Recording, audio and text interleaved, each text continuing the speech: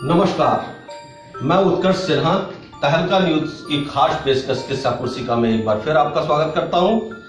इस बार हम बात करेंगे उत्तर प्रदेश के चुनाव की। उत्तर प्रदेश के चुनाव 7 चरणों में तय हुए।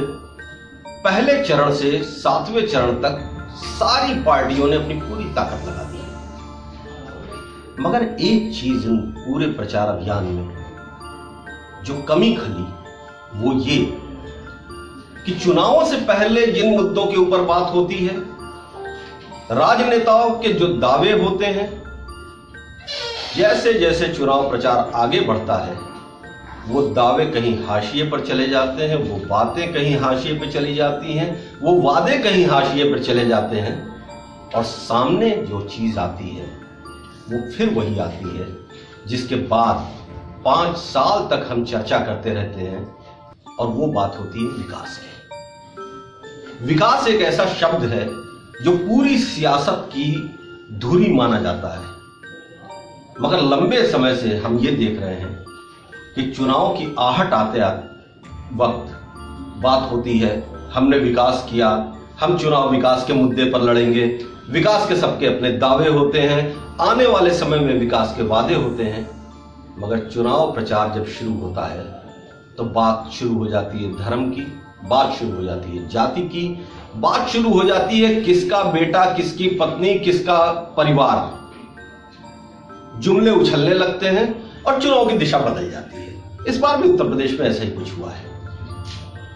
कैसा रहा यूपी का चुनाव, कैसे रहे 7 चरण, कैसा रहा ये चक्रव्यूह, इसके ऊपर आज मैं आपको जो सुनवाने जा रहा हूं उत्तर प्रदेश के उन वरिष्ठ पत्रकारों की राय जिन्होंने लंबे समय से चुनाव को बहुत करीब से देखा है, समझा है, और वो बताएंगे आपको कि इस बार का चुनाव आखिर था क्या, इस चुनावी दंगल का दांव क्या था, इस चुनाव के माहौल का मजा क्या था, इस चुनाव के जुमले का रस क्या था।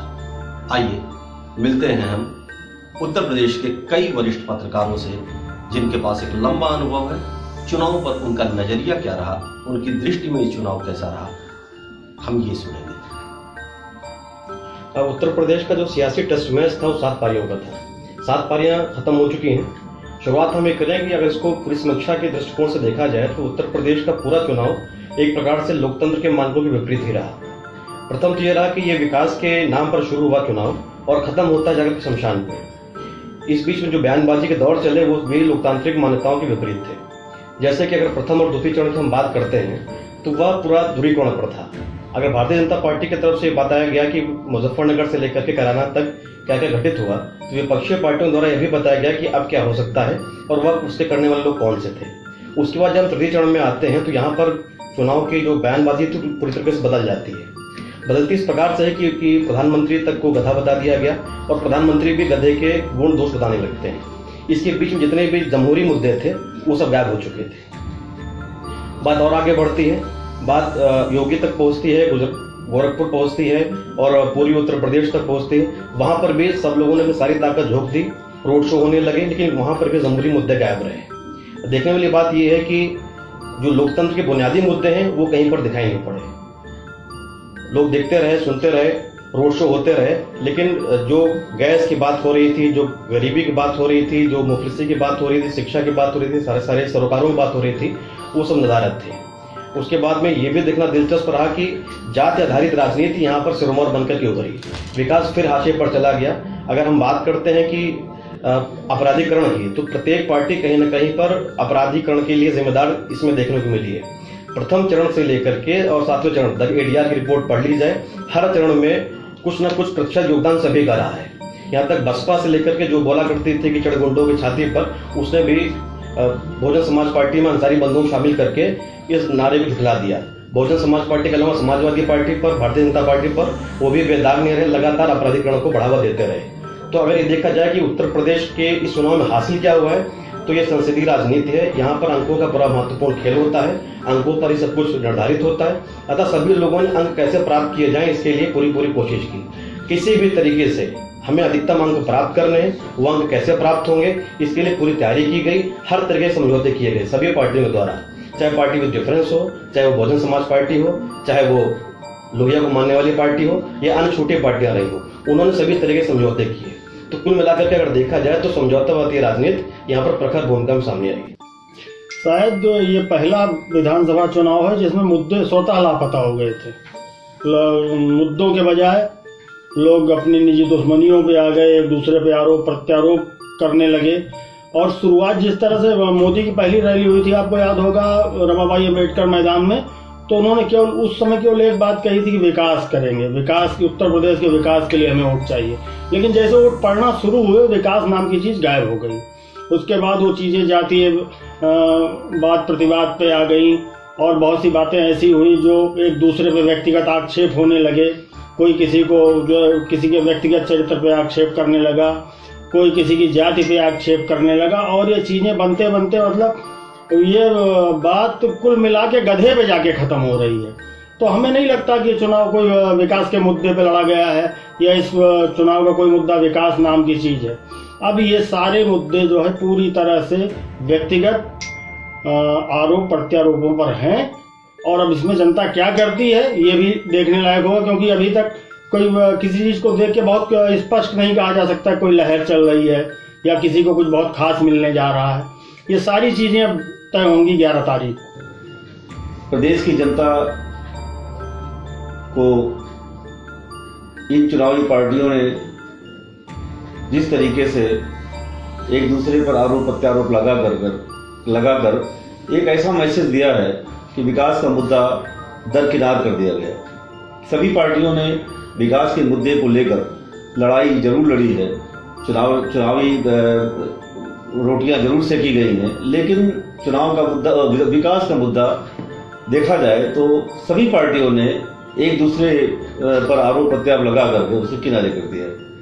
मैं समझता हूं कि जनता इसे बर्दाश्त नहीं करेगी। एक सीमा होती है आरोप प्रत्यारोप एक दूसरे पर लगाने की, लेकिन यहाँ हर चरण के चुनाव में, हर चरण में आरोप प्रत्यारोप की बाढ़ सी आ गई थी और विकास का मुद्दा किनारे होता चला गया।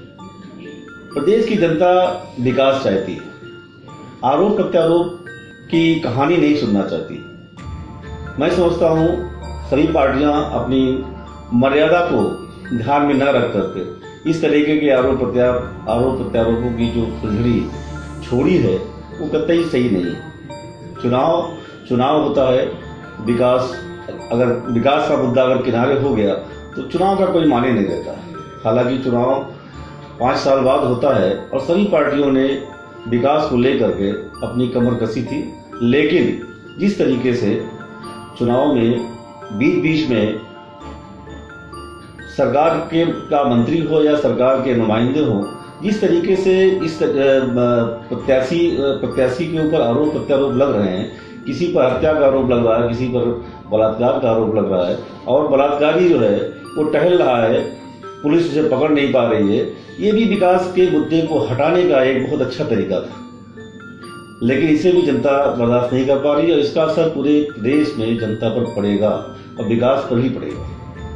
उत्तर प्रदेश में विधानसभा के जो चुनाव हो रहे हैं, इसका आज 7वें चरण का आज आखिरी दिन भी खत्म हो गया, तो मुझे ये लग रहा है कि जिस तरह की राजनीतिक पार्टियों ने इस चुनाव में हिस्सा लिया है, तो उसमें सभी पार्टियों को मैं नाम दे रहा हूँ, सबका स्तर बहुत नीचे गिर गया है। जनता में उनके प्रति जो एक भावनाएं होती हैं कि लोकतंत्र का ये बहुत बड़ा चुनाव है और प्रदेश में 403 विधानसभाओं का चुनाव है, तो कोई ऐसी पार्टी नहीं रही जिसकी बातचीत में, जिसके लहजे में, जिसके नारों में, एक दूसरे के आरोपों में इतनी कटुता भर दी गई थी, इतनी कटुता भर दी गई है कि आम आदमी उससे ऊब गया है। सीधे सीधे हम ये कह सकते हैं कि जो चुनाव की एक कल्पना की जा सकती थी, जो अच्छी बात सोची जा सकती थी, वो अब नहीं रही। दूसरी चीज़ ये है कि जो मुद्दे जिससे आम जनता प्रभावित है, कपड़े से लेकर के, महंगाई से लेकर के, उससे लेकर, वो कोई मुद्दा ही नहीं रह गया सिवाय एक दूसरे के ऊपर आरोप प्रत्यारोप डालने के। तो इससे ये लग रहा है कि अब हमारा जो राजनीतिक स्तर है जो वो है वो बहुत नीचे गिरता जा रहा है। कभी होता था, बड़े अच्छे चुनाव होते थे, मुझे अच्छी तरह से याद है कि तब दो पार्टियां होती थी, जैसे तब जनसंघ हुआ करता था, कांग्रेस हुआ करती थी। कांग्रेस की बहुत बड़ी अच्छी पार्टी थी, पूरे देश में पूरे जगह में उनका वो होता था। लेकिन यही लखनऊ के अंदर होता था कि चुनाव प्रचार जो होते थे तो अमीनाबाद में रात को 10 बजे से जो भाषण होता था, 1-1 मिनट टाइम जो दिया जाता था, उस टाइम के अंदर ही लोग बोलते थे और एक दूसरे की धज्जियां उड़ा देते थे। लेकिन कीप साइलेंट पब्लिक जो है, हजारों की संख्या में पब्लिक सुनती थी। और दूसरी ओर जैसे इशारा होता था कि आपका समय समाप्त हो गया, वो आदमी बंद हो जाता, दूसरी पार्टी फिर वहीं रहती थी, माइक वही होता था, फिर वो धज्जियां दूसरे को उड़ाने लगता था। ये माहौल था उस वक्त का। आज हालात ये है कि हम अगर किसी पार्टी से हैं, दूसरी पार्टी के नेता के बारे में जरा सा बोल दे, हो सकता है कि शाम तक मर्डर हो जाए। तो इतनी गंदगी आ गई है राजनीति में, इतना विद्वेष भावना बढ़ गई है जो लगता नहीं है ये अच्छे लोकतंत्र का ये संकेत है। तो हम ज़्यादातर यही कह सकते हैं कि खैर चुनाव समाप्त हो गए हैं। अब रिजल्ट तो आना ही है, 4 दिन में रिजल्ट भी आ जाएगा, किसकी पार्टी कितना क्या लाती है। लेकिन हमारे छोटे से अनुमान के अनुसार हो सकता है कि शायद है कि किसी एक पार्टी की सरकार तो यहाँ बनने नहीं जा रही है, जैसा कि अभी तक का अनुमान है। आगे जो हो, जैसी सरकार आए, हमारी उसकी शुभकामना है।